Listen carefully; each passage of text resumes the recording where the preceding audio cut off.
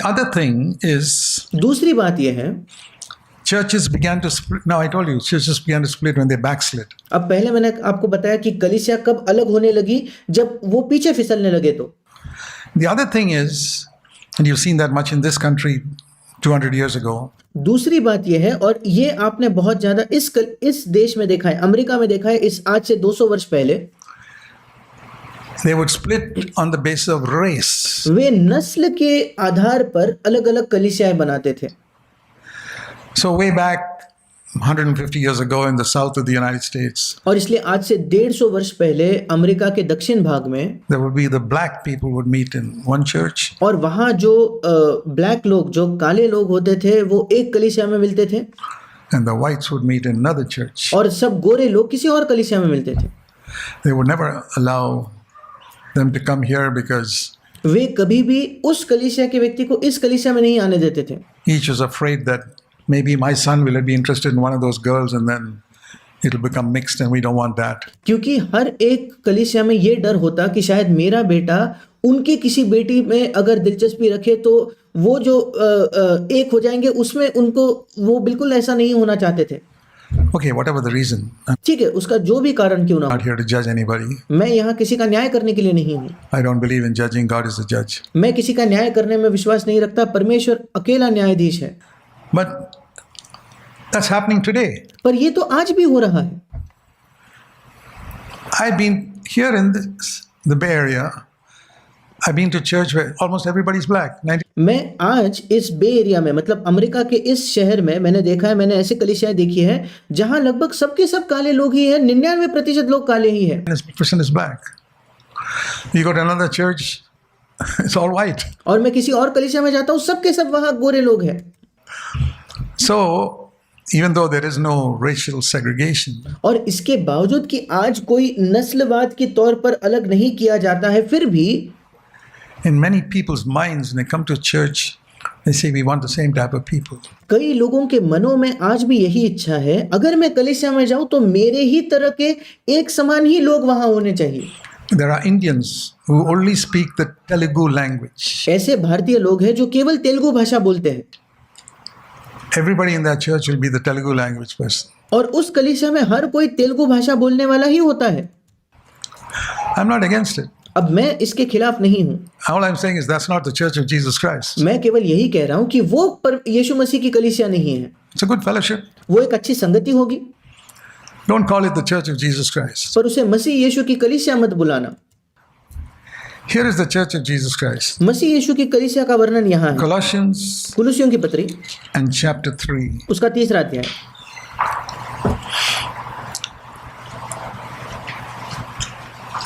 Verse 9. कुलुसियों की पत्री 3रा अध्याय 9वां वचन। You have put off the old man. Don't lie to one another, since you have put off the old man एक दूसरे से झूठ मत बोलो, क्योंकि तुमने पुराने मनुष्यत्व को उसके कामों समेत उतार डाला है। with its practices. There's an old, that is the spirit of Adam, एक पुराना मनुष्यत्व होता है हमारे अंदर, जो आदम की आत्मा है, which is the thinking of Adam. That's called जो आदम का सोच विचार है, the old man. उसे पुराना मनुष्य कहा गया Put है, that away. उसे निकाल दो। And you have put on the new man. What is the new man? 10वां वचन कहता है नए मनुष्यत्व को पहन लो। अब ये नया मनुष्य कौन है? Spirit of Christ. मसीह की आत्मा, Which means my heart is open to everyone whose Christ has opened his heart to. जिसका मतलब मेरा हृदय उन हर एक व्यक्ति के लिए खुला है जिसके प्रति मसीह ने अपना हृदय खोला हो। I'm not going to reject a man because he's not educated. मैं किसी मनुष्य का इसलिए उसे नहीं इनकार करता क्योंकि वो पढ़ा लिखा नहीं है। That's another thing I found in some groups in India. मैंने भारत में ये एक और चीज पाई है कुछ लोगों के बीच। This group is only for graduates. वो एक ऐसे झुंड को शुरू करते हैं कि ये झुंड केवल जो ग्रेजुएट्स हैं, जिन्होंने डिग्री पाई है, उन्हीं लोगों के लिए है। And this group is only for people who come to a certain level of society. और ये जो दूसरा झुंड है, ये केवल उन लोगों के लिए जो समाज में एक विशिष्ट स्तर तक उठ चुके हैं। Fine. ठीक है, I'm not against it. All मैं I उसके विरुद्ध नहीं हूँ। say, don't call it the Church of Jesus Christ. मैं केवल ये कह रहा हूँ कि उसे मसीह यीशु की कलीसिया मत बोलना। Call it a graduates group or उसे आप कहो कि ये तो ग्रेजुएट लोगों की, डिग्री पाए हुए लोगों की संगति है, Telugu group या आप उसे कहिए ये तेलुगु झुंड है, or any group you like, but या कोई भी झुंड के नाम से आप उसे बुलाइए, don't call it the Church of Jesus Christ. It is पर उसे मसीह यीशु की कलीसिया नहीं बुलाना। not the Church of Jesus Christ. वो मसीह यीशु की कलीसिया नहीं है, Because there is, in the new man, there is no distinction. Look at this word, verse 11. क्योंकि नए मनुष्य में कोई भेदभाव नहीं है। इस वचन को देखिए, 11वां वचन, You are renewed in a way in which there is no distinction. तुम्हें इसलिए नया बनाया गया है जिसके अनुसार कोई भेदभाव ना हो, कोई अलग चीज ना हो, Between Greek and Jew and circumcised, uncircumcised, and barbarian and Scythian. You know what? और 11वां वचन कहता है उसमें ना तो कोई यूनानी रहा, ना यहूदी, ना खतना रहा, ना खतना रहित, ना जंगली, ना स्कूती। You know what barbarians are? क्या आप जानते हो यहाँ जो व्यक्ति लिखा है जंगली व्यक्ति, ये कौन था? ये कौन थे?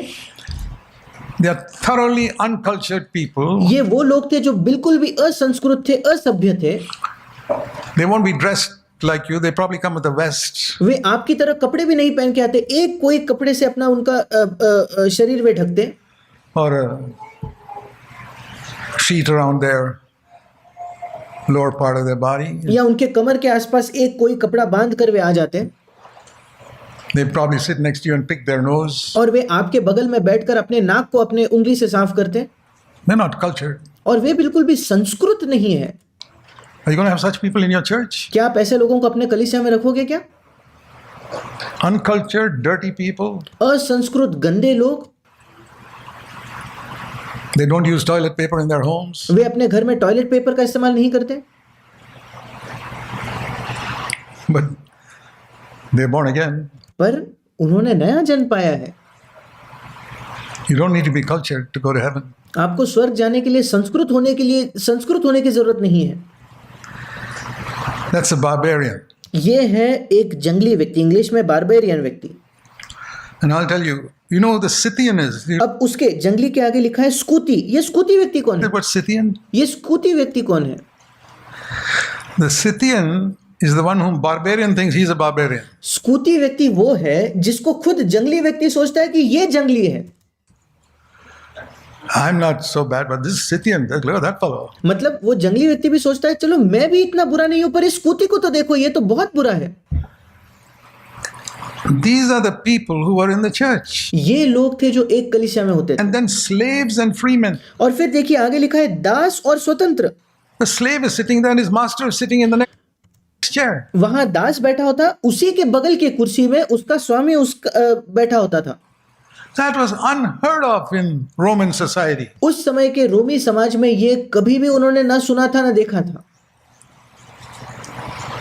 This is the church of Jesus Christ. ये यीशु मसीह की कलीसिया है। Slaves and freemen, there's only one thing that matters. ना कोई दास है ना कोई स्वतंत्र है, एक ही चीज है जो मायने रखती है। Christ is everything. मसीह सब कुछ और सब में है।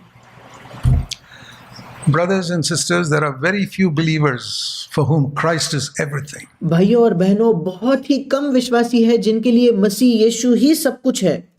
You ask yourself, आप अपने आप से प्रश्न पूछिए, is Christ everything to you? क्या आपके लिए मसीह सब कुछ है क्या? Do you glory in the fact that you're educated क्या आप इस बात में महिमा करते हो कि मैं तो पढ़ा लिखा हूँ, and you're cultured या मैं बड़ा संस्कृत हूँ, and you like to be with cultured people? या आपको अन्य संस्कृत लोगों की संगति ही पसंद है? Then Christ is not everything to you. फिर मसीह आपके लिए सब कुछ नहीं है। I'm not speaking what I've not practiced. मैं ऐसा कुछ प्रचार नहीं कर रहा जो मैंने खुद ना किया हो। My father gave me a very good education. मेरे पिता ने मुझे बहुत अच्छी मेरी पढ़ाई कराई, And I grew up in a very cultured background. और बहुत ही एक संस्कृत परिवार से मैं आता हूँ। And then I was in the military, in the Navy for many years, very high level of culture. और फिर मैं सेना में या नौसेना में कई वर्षों तक था, वहां भी एक बहुत ही ऊंचे तरीके की संस्कृति होती थी, उच्च तरीके की संस्कृति होती थी, Particularly among the officers. विशेषकर जो अफसर लोग होते थे उनके बीच में। And I saw in India that all the great evangelists would come and have their meetings only in the cities. और मैंने भारत में देखा कि सब जो बड़े बड़े सुसमाचार प्रचार करने वाले थे, इवेंजलिस्ट लोग थे, वे आकर अपनी सभाएं केवल शहरों में करते थे। Big cities, they'd have their what they call crusades and all. और बड़े बड़े शहरों में वो सभाएं रखते थे जिन्हें वे क्रूसेड कहते थे। What about the poor people in the villages? पर गांवों के गरीब लोगों का क्या? The hundreds and thousands of non-Christians, जो सौ हजार लोग होंगे अविश्वासी गैर they मसीही, need the gospel. क्या उन्हें सुसमाचार की जरूरत नहीं है क्या? Nobody goes there. वहां तो कोई नहीं जाता। I prayed. I said, Lord, if you call me out of the Navy, I'll मैंने उस समय प्रार्थना की कि प्रभु अगर कभी तू मुझे नौसेना के काम को छोड़कर तेरे सेवा में बुलाएगा, go and preach to the poor. मैं जाकर गरीबों को प्रचार करूंगा। Because I read, I'll tell you why. मैं आपको बताता हूँ क्यों। In the first sermon that Jesus preached in Nazareth, do you know the first sermon Jesus preached in Nazareth? पहला संदेश जो कभी यीशु मसीह ने नासरत में किया, क्या आप जानते हो यीशु मसीह ने नासरत में पहला संदेश क्या दिया था? Luke chapter 4. लूका रचित सुसमाचार 4 अध्याय। He came to Nazareth, Luke 4:16. लूका 4:16 वो नासरत में आया। Look up this. आप इसे पढ़िए, अपने बाइबल में देखिए। And he entered the Sabbath, and they gave him the book of the prophet Isaiah, and he opened to chapter 61. और सब्त के दिन वो आराधनालय में जाकर पढ़ने लगा और उसे यशायाह भविष्यद्वक्ता की पुस्तक दी गई और उसने पुस्तक को खोलकर यशायाह 61 से वो पढ़ने लगा। And he said, the Holy Spirit has anointed me. और 18 वचन कहता है, प्रभु का आत्मा मुझ पर है। Listen to this. इसे ध्यान से सुनिए। You read this? क्या आपने ये पढ़ा है? To preach the gospel to the poor people. इसलिए कि उसने कंगालों को सुसमाचार सुनाने के लिए मेरा अभिषेक किया है। कंगाल अर्थात गरीबों को सुसमाचार सुनाने के लिए। I said, Lord, you were anointed to preach the gospel to the poor. और मैंने कहा, प्रभु तेरा अभिषेक हुआ ताकि तू गरीबों को सुसमाचार सुनाए। I find everybody likes to go and preach to the rich. मैं तो देखता हूँ कि सब लोगों को अमीरों को जाकर सुसमाचार प्रचार करना पसंद है। I said, send me to the poor. मैंने कहा, प्रभु तू मुझे गरीबों के बीच में भेज। And then the time came and I had to get married. और फिर समय आया जब मुझे विवाह करना था। And I heard of a doctor who studied in the top medical college in India. और मैंने एक डॉक्टर के बारे में सुना जिसने इंडिया के सबसे बेहतरीन मेडिकल कॉलेज में पढ़ाई की थी, who was going to work among lepers और वो जाकर कुष्ठ रोगियों के बीच में काम करने वाली थी। in a hospital where not a single lady doctor had ever gone there because एक ऐसे अस्पताल में जहां आज तक उस समय तक कोई भी एक महिला डॉक्टर वहां नहीं गई थी, people said nobody will marry you if you go क्योंकि लोग कहते थे कि अगर तुम वहां जाओगे तो कोई तुमसे विवाह नहीं करेगा, work in a leprosy hospital because you get infected easily. क्योंकि अगर तुम किसी कुष्ठ रोगी अस्पताल में काम करती हो तो तुम तो आसानी से तुम खुद संक्रमित हो सकती हो। So when I heard that, I और जब मैंने वो सुना, said, that's the girl I want to marry मैंने कहा ये वो लड़की है जिससे मैं विवाह करना चाहता हूँ, because she has a care for the poor. क्योंकि उसके अंदर गरीबों की एक परवाह है। She didn't go for money. वो पैसे के लिए नहीं गई। Most of the other her classmates went to America उसके जो साथ पढ़ाई करने वाले थे वो तो अमेरिका में गए as doctors. डॉक्टर के स्वरूप में। She went to the lepers. वो कुष्ठ रोगियों के बीच गई। I said, that's the person I want to marry. मैंने कहा इस व्यक्ति से मैं विवाह करना चाहता हूँ, That's Annie. और वो है एनी, मेरी पत्नी। That's how we got married. ऐसे ही हमारा विवाह हुआ।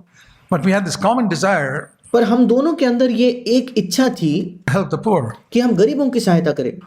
And that's what we did now in India for 25 years. She would और अब हम 25 वर्षों से हमने भारत में यही किया है। conduct medical clinics, free medical clinics for all the poor. वो मुफ्त में मेडिकल क्लिनिक कराती है गरीब लोगों के The लिए। villages where there's not even a pharmacy. ऐसे गरीब गांव में उसने फ्री में मुफ्त में मेडिकल क्लिनिक कराए हैं जहां एक फार्मेसी की दुकान भी नहीं होती, दवाइयों की दुकान भी नहीं होती।